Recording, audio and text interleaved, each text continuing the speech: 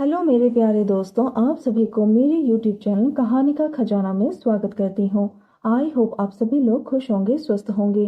चलिए दोस्तों, आज आप सबको मैं एक नई कहानी सुनाती हूँ। मेरा नाम दिनेश है। मैं अभी 27 साल का एक स्मार्ट लड़का हूँ। जब मैं पढ़ाई के लिए दिल्ली आया था, दिल्ली में मैं एक मकान में कमरा किराए पर लेकर रहने लगा। यह मकान 4 मंजिला का बना हुआ था। इसकी पहली मंजिल पर एक परिवार रहता था। मैं दूसरी मंजिल पर अकेले रहता था। तीसरी मंजिल पर मकान मालिक अपने परिवार के साथ रहता था। मकान मालिक का नाम मोहन था। उनकी पत्नी का नाम पूर्णिमा था। उन दोनों के साथ उनकी दो बेटियां पिंकी और रीतू रहती थी। पिंकी 23 साल की और रीतू 21 साल की। दोनों लड़कियां देखने में बहुत ही खूबसूरत थी। चौथे मंजिल पर बिहार का एक परिवार रहता था। इस परिवार में माँ बाप के साथ उनके दो लड़के और एक लड़की पायल रहते थे। शुरू शुरू में मेरा किसी से कोई लेना देना नहीं था, पर धीरे धीरे सभी से जान पहचान हो गई। मैं पायल को जब भी देखता तो उसकी नज़रों में मुझे अपने लिए एक खास चमक दिखाई पड़ती थी। वैसे तो वो कोई इतनी सुंदर तो नहीं थी, लेकिन उसमें कुछ बात थी। दोस्तों, थोड़ा सा समय निकालकर इस कहानी को अंत तक ज़रूर सुने। दोस्तों, आप लोग चैनल को सब्सक्राइब करना भूल जाते हैं। दोस्तों, आप सबसे रिक्वेस्ट है कि चैनल को एक सब्सक्राइब करें और वीडियो को एक लाइक करें। दोस्तों, आप लोगों की एक लाइक और सब्सक्राइब से बहुत ही मोटिवेशन मिलती है कि हम ऐसे ही कहानियाँ आप सबके समक्ष प्रस्तुत कर पाए। दोस्तों, हम बहुत ही मेहनत से कहानी लिखते हैं। आशा करती हूँ कि यह कहानी आप सबको पसंद आएगी। चलिए अब कहानी में आगे बढ़ते हैं और आपको यह कहानी सुनाते हैं। वो अक्सर मेरे सामने आती जाती थी और एक तक निगाह मिलाकर ऐसे देखती थी जैसे कुछ कहना चाहती हो। उसकी पतली कमर और हाइट उसे बहुत ही सुंदर बनाते थे। जब भी वह चलती थी तो उसको देखने के लिए, उससे बात करने के लिए दिल बेकरार हो जाता था। पर मुझे कोई मौका नहीं मिल रहा था, क्योंकि घर छोटा था और बात खुलकर हो नहीं पाती थी। घर भले ही 4 मंजिला का था, लेकिन था बहुत ही छोटा। स्पेस बहुत ही कम थे। ऐसे ही एक दिन उसके घर फोन आया कि उसके पापा का एक्सीडेंट हो गया है। उस समय घर पर वो अकेली थी और मैं भी ऑफिस से छुट्टी करके आया ही था। मैं कमरे में जाने के लिए हुआ ही था कि उसने मुझे आवाज दिया और बोली, क्या आप मेरे साथ हॉस्पिटल तक चलोगे? मेरे पापा को चोट लग गई है। माँ दोनों भाइयों के साथ गांव गई है। मैंने उसे पूरी बात समझी और तुरंत उसके साथ अपने बाइक पर हॉस्पिटल के लिए निकल गया। वह दोनों पैर एक तरफ करके मेरे कंधे पर हाथ रखकर बैठ गई। रास्ते में जब मुझे ब्रेक मारने पड़े तो वह मुझसे टकरा जाती थी। 2-3 बार ऐसा होने पर उसने बाइक रुकवाई और मुस्कुराते हुए दोनों तरफ पैर करके बैठ गई। मैं अभी कुछ आगे गया ही था कि अचानक से एक रिक्शा सामने आ गया और अचानक से मुझे ब्रेक मारना पड़ा, जिससे वह अचानक से मुझसे जोर से टकरा गई। इस घटना ने हम दोनों को ही थोड़ा असमंजस में डाल दिया। हालांकि उसने कुछ नहीं कहा, मगर अब वो थोड़ा कसकर मुझे पकड़कर बैठ गई। उसका एक हाथ मेरे कंधे पर था तो दूसरा हाथ मेरी जांघों पर। कुछ देर बाद हम दोनों हॉस्पिटल के करीब आ गए थे। हॉस्पिटल पहुंचने से पहले मुझे टॉयलेट जाना पड़ा। टॉयलेट से जब वापस आया तो वो मुझे देखकर हंसने लगी। उसके बाद मैंने बाइक स्टार्ट की और वह मेरे पीछे बैठ गई। कुछ मिनट बाद हम दोनों हॉस्पिटल आ पहुंचे और उसके पिताजी की हालत की जानकारी ली। डॉक्टर ने उनको हॉस्पिटल में रात रुकने के लिए कहा, जिस वजह से हम दोनों को रात को वहीं हॉस्पिटल में रुकना पड़ा। अगले दिन मैं चला गया। मैंने जाते वक्त उसको अपना फ़ोन नंबर दे दिया कि कोई दिक्कत या मेरी ज़रूरत हो तो बेहिचक फ़ोन करके मुझे बता देना। उसने हाँ कर दी। दोपहर में उसका फ़ोन आया, पापा को आज भी यहीं रुकना पड़ेगा। तुम कुछ खाने का ला सको तो ले आना।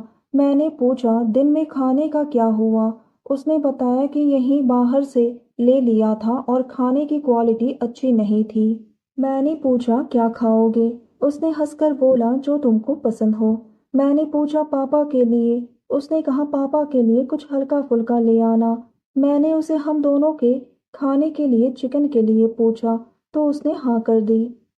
मैं शाम को ऑफिस से सीधे उसके पास ही पहुंच गया और मैंने जोमेटो से रात के लिए खाना मंगवा लिया। इस तरह दूसरे दिन उसके पापा को छुट्टी मिल गई थी, पर इस दौरान मैं और पायल करीब आ गए थे। अब वह बेहिचक मेरे रूम में आ जाती थी और हम दोनों बैठकर इधर उधर की बातें करते रहते थे। एक दिन मैं अपने रूम में था। उस दिन बारिश हो रही थी और मैं एक बॉक्सर पहने हुए लेटा था। तभी पायल अचानक से मेरे रूम में आ गई। उस वक्त वो कयामत ढा रही थी। उसने एक कैप्री और कुछ एक जालीदार सा टॉप पहना हुआ था। आज उसके हाव भाव भी कुछ ज्यादा ही बदले हुए दिखाई दे रहे थे। वो बार बार मेरी ओर ही देखे जा रही थी। मैं उठकर खड़ा हो गया। वह आकर मुझसे पूछने लगी मैं कैसी लग रही हूँ। पहले मैं उसे एक टक देखता रह गया। मेरी निगाहें बस उसी के ऊपर अटकी हुई थी। इन कपड़ों में वो भला की खूबसूरत लग रही थी। पायल ने नजरों को पढ़ते हुए पूछा, क्या हुआ, कहाँ खो गए? अचानक मेरे मुंह से निकल गया, तुम्हारे चेहरे में। वो एकदम से बोली, क्या? वह बिल्कुल मेरे नजदीक ही खड़ी थी। उसने बोला, ऐसा क्या दिख गया मेरे चेहरे पर? रोज तो मैं एक जैसी ही दिखती हूँ, आज क्या खास दिख गया तुम्हें मेरे चेहरे पर? मैंने कोई जवाब न देकर उसे कंधों से पकड़ लिया और अपनी तरफ खींच लिया। उसने भी कोई विरोध नहीं किया। इसे उसकी सहमति मानकर मैंने उसके होठों पर अपने होठ रख दिए। उसने अपनी आंखें बंद कर ली। मैं उसे किस करने लगा। उसके सांस भी तेज होने लगी थी। उसने अपनी दोनों हाथ मेरे कमर पर रख दिया। हम दोनों इसी तरह से करीब 10 मिनट तक एक दूसरे के साथ देते रहे। इसी दौरान मेरे हाथ उसके बालों को सहलाने लगे, फिर उसके गालों से होते हुए उसके पीठ को सहलाने लगे। हम दोनों एक दूसरे से लिपट गए। वह मेरे सीने पर हाथ फेरने लगी, जो मुझे बहुत ही अच्छा लग रहा था, और मुझे किस करने लगी। मैं उसके चेहरे की हाव भाव देखकर समझ गया था कि वह क्या चाहती है।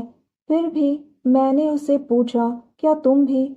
उसने हाँ में अपना सर हिला दिया और मुझे समझने में देर ना लगी। मैं तो बस अपने काम में लग गया। हम दोनों ही इस काम में इस तरह से जुट गए कि हम दोनों को न समय का न किसी और चीज का सुध-बुध था। हम दोनों एक अलग ही दुनिया में पहुंच गए थे, जहां सिर्फ हम दोनों ही थे। उस दिन बाहर बारिश हो रही थी, बिजली कड़क रही थी और हम दोनों का एक अलग ही माहौल बन गया था। हम दोनों की जुगलबंदी से पूरा कमरा गूंज रहा था। मैं तो बस अपना काम करके उसकी सेवा में लगा हुआ था। वो मिश्री जैसे मीठी स्वर में बोली, तुमने तो आज मुझे पूरी तरह से संतुष्ट कर दिया है। ऐसी खुशी मुझे आज तक कभी नहीं मिली। तुम बहुत ही अच्छे हो। और उसके बाद तो जब भी मौका मिलता है, हम दोनों बस अपना कीमती समय एक दूसरे के साथ प्यार से बिताने लगे। हम दोनों ही अब बहुत ही खुश रहने लगे। कल तक मैं जिस लड़की से बात भी नहीं करता था, आज उसके बगैर मैं रह भी नहीं पाता हूँ। तो दोस्तों, यह कहानी सुनने के बाद आप सबकी क्या राय है, हमें कमेंट करके ज़रूर बताइए और साथ ही इस वीडियो को एक लाइक करें, चैनल को एक सब्सक्राइब करें और नोटिफिकेशन बेल को भी ज़रूर दबाएं, ताकि अगली अपडेट सबसे पहले आपको मिले। दोस्तों, आपके एक लाइक और सब्सक्राइब से बहुत ही मोटिवेशन मिलती है कि हम ऐसे ही कहानियाँ आप सबके समक्ष प्रस्तुत कर पाएँ। आप सबने अपना कीमती समय निकाल कर इस वीडियो को सुना, इसके लिए आप सभी को धन्यवाद करती हूँ। धन्यवाद दोस्तों।